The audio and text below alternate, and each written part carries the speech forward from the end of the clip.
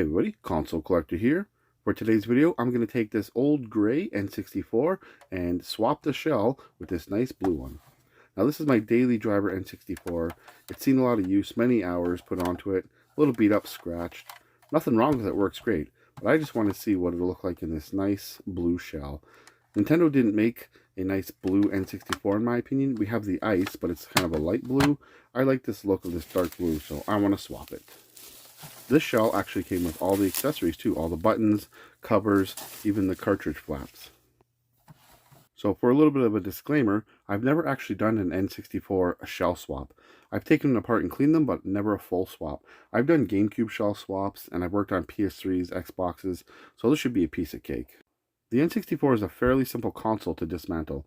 You only need 3 tools. You need this Nintendo console security bit, you need a tiny little flat head, and then a little tiny Phillips head. Yeah, that's it. 3 tools to take this whole thing apart.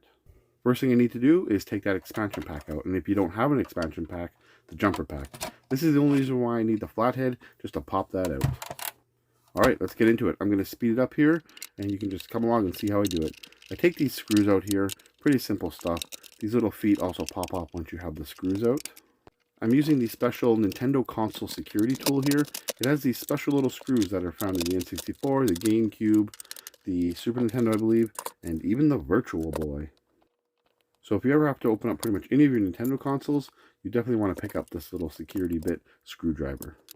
Here I'm taking off the cartridge slot. That is the one thing that didn't come with the aftermarket shell, is your cartridge slot. So you do have to swap that over. Tops are off now, looking good. Now to get the actual motherboard and everything else off here. There's quite a few screws holding the motherboard to the bottom shell. So I'll just unscrew these here, and you'll see what it looks like once it's off.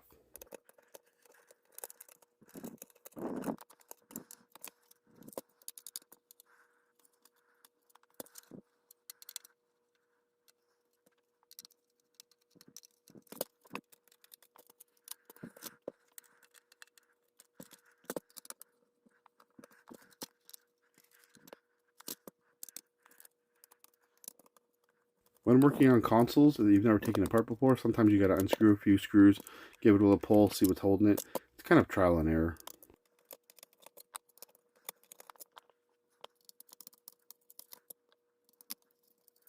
Mainboard is now out, so I just have to swap over a few retainers on the bottom of the old shell, put them in the new one, and then don't forget your little plastic piece for the LED light here. It's got to be swapped over as well. Before I put the board in the new shell, I just want to give it a quick clean.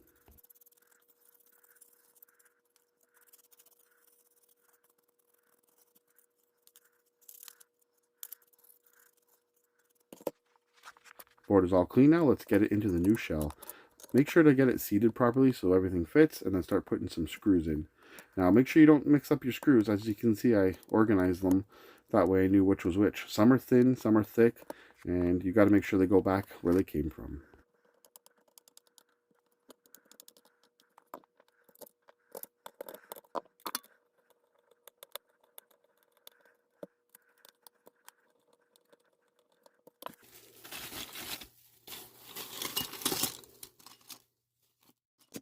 Now this little cover that goes around the AV out gave me a bit of trouble. You got to make sure it's seated properly before you put the screws in.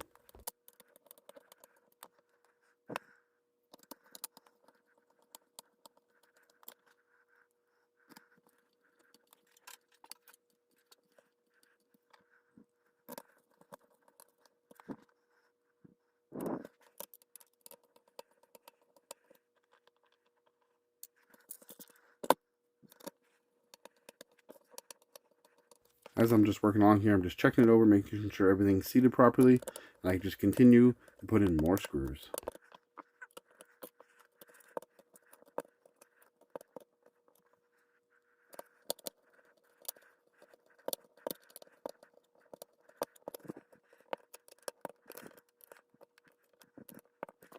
Before moving on, I just want to do a quick visual inspection. Everything looks good. So now I'm going to get the flap swapped over. And yeah, it did come with the little cartridge flaps. However, you do have to swap these springs over. These also have to be seated a certain way to have the springs work. So when you put the cartridge in, the flaps come back up.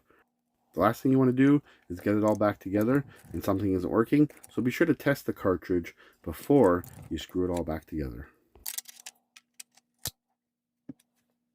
So again, make sure those springs are seated correctly, and it's time to put them on the top shell. It's kind of tricky to hold them in place because the tension wants them to move, so I kind of just work it out here and get it in place. One quick thing I wanted to mention, I did notch out the little corners on my cartridge slot, just so I can play Japanese and North American games on this console. Now for the cartridge test, it looks like it works fine, so let's put the screws in and carry on.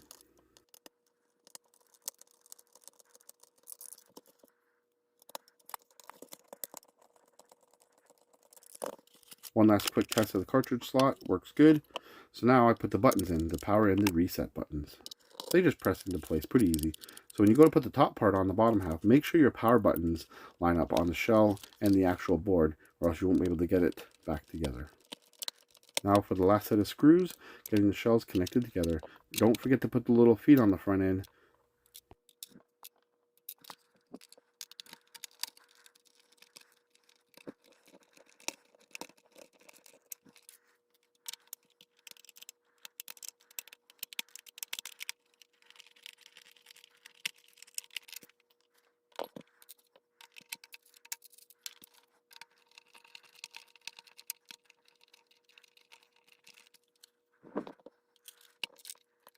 Again, I'm just kind of struggling with these screws, getting them lined up. I'll wiggle around a little bit, get them to fall into place.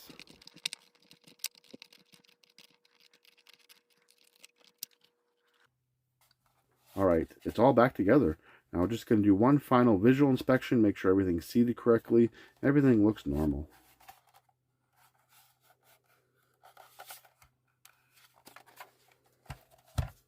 Everything looks great, so one final touch. We're going to put the N64 logo on it.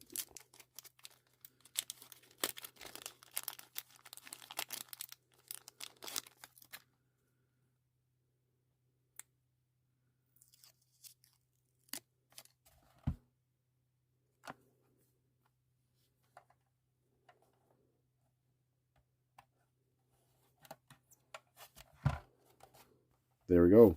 Looks awesome. Now for the expansion pack and the expansion pack cover.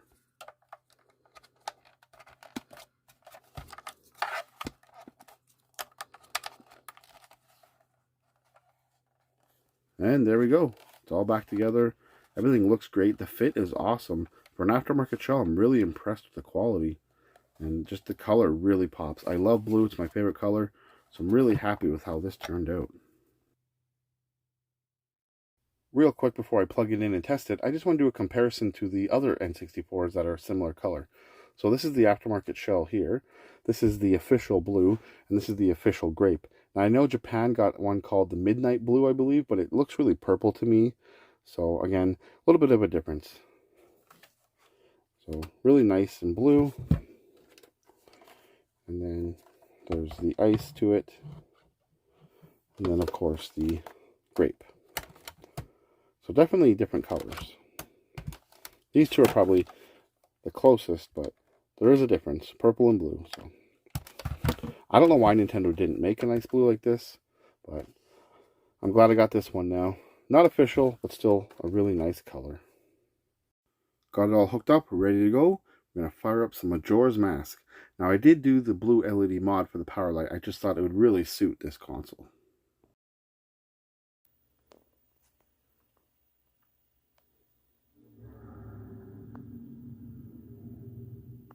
Well, everything appears to be working well. I guess we can call that a success. Honestly, when I first picked up this shell, I had really low expectations. I didn't expect an aftermarket shell to fit this great and look this great. So after watching this video, if you want to do a shell swap on your N64, I say do it. This is a really nice shell, and I'm happy with the result. Just really quick, I want to mention, there was a clear shell that I saw on the website as well. I just opted for the blue, being that I love this color so much. And with all that said, I guess that's it for this video. I just want to say thanks for hanging out and watching me swap this N64 shell. It was actually a good learning experience, wasn't too hard at all, and I'm really happy with the end result. Now, no better way to break in the new shell than with some Legend of Zelda Majora's Mask. Alright, that's going to wrap up today's video. Be sure to like, comment, subscribe, and share. I'd really appreciate it. You can follow me on social media. The information is on screen now and in the description below. I want to thank everybody for watching. I am the Console Collector, and until the next video, happy gaming.